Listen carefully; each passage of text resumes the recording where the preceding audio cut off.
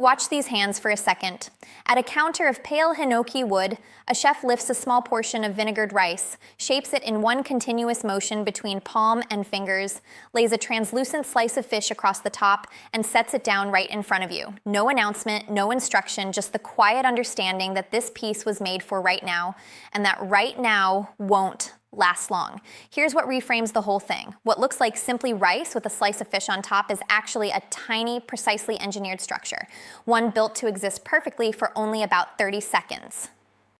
So let me tell you what's actually happening inside that little piece, because it's so much more than it looks. A well-made piece of nigiri isn't rice with fish on it. It's an architecture where every element is calibrated to work together at one exact moment. Start with the rice, the sherry. The ideal temperature for sushi rice is around 35 to 40 degrees Celsius, which is basically human body temperature. That warmth does real work. It lets the vinegar release its aroma, keeps the grains soft and glossy, and, this is the beautiful part, it gently melts the fat of the fish the instant they touch. Let that rice cool below that range, and the grains firm up and contract. The texture changes, the aroma fades, the rice stops melting into the fish and just sits beside it.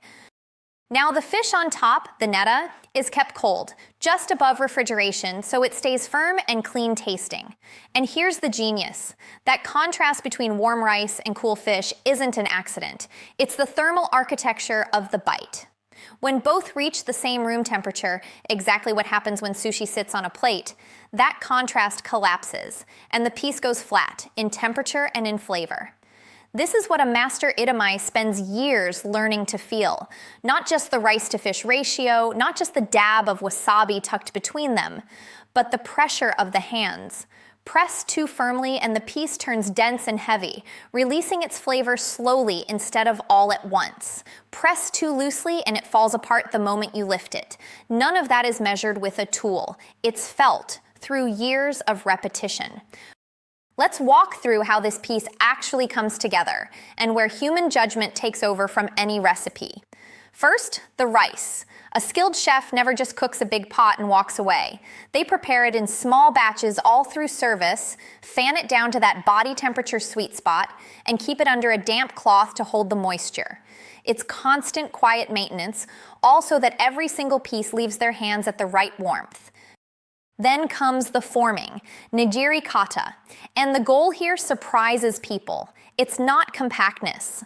The finished piece should feel almost impossibly light, held together by just enough cohesion to survive the trip from counter to mouth and then yield completely when you bite. Chefs train for years to master this, pressing firmly enough not to break the fish, but gently enough that the rice crumbles softly in your mouth. That's an incredibly narrow window between falls apart and too dense. And then the timing. At serious counters, pieces come one or two at a time, not as a full platter. That's not the chef being stingy. They're synchronizing each piece with your pace, so everyone arrives at its thermal peak. Because once it's placed in front of you, the clock is running. You're meant to eat it within about 10 to 30 seconds. The rice loses roughly a degree a minute. The fish starts warming from the rice beneath it. A platter of 6 served all at once means that by the time you reach the last, the first 3 are already past their moment. Here's the part that ties it all together, and it goes back 200 years. This kind of sushi, nigiri sushi, was invented around 1824 in Edo, Old Tokyo, by a man named Hanaya Yohei. But it didn't look like today's elegant bite. Edo nigiri were 2 or 3 times bigger, roughly the size of a child's palm, made to fill up hungry laborers fast. It was genuine fast food, eaten standing, sold at stalls, wrapped in bamboo leaves to go. And this is the crucial thing. The one-bite custom was never about etiquette. It came from the nature of the food. Sushi was built to be immediate. Fish, rice, and seasoning brought together at the moment of service and eaten without delay, because it's a perishable, precisely balanced thing that degrades the longer it waits. That knowledge lives on through the shokunin spirit, the Japanese ideal of a craftsperson devoted to perfecting one thing across a lifetime. The chef Masaharu Morimoto put it plainly.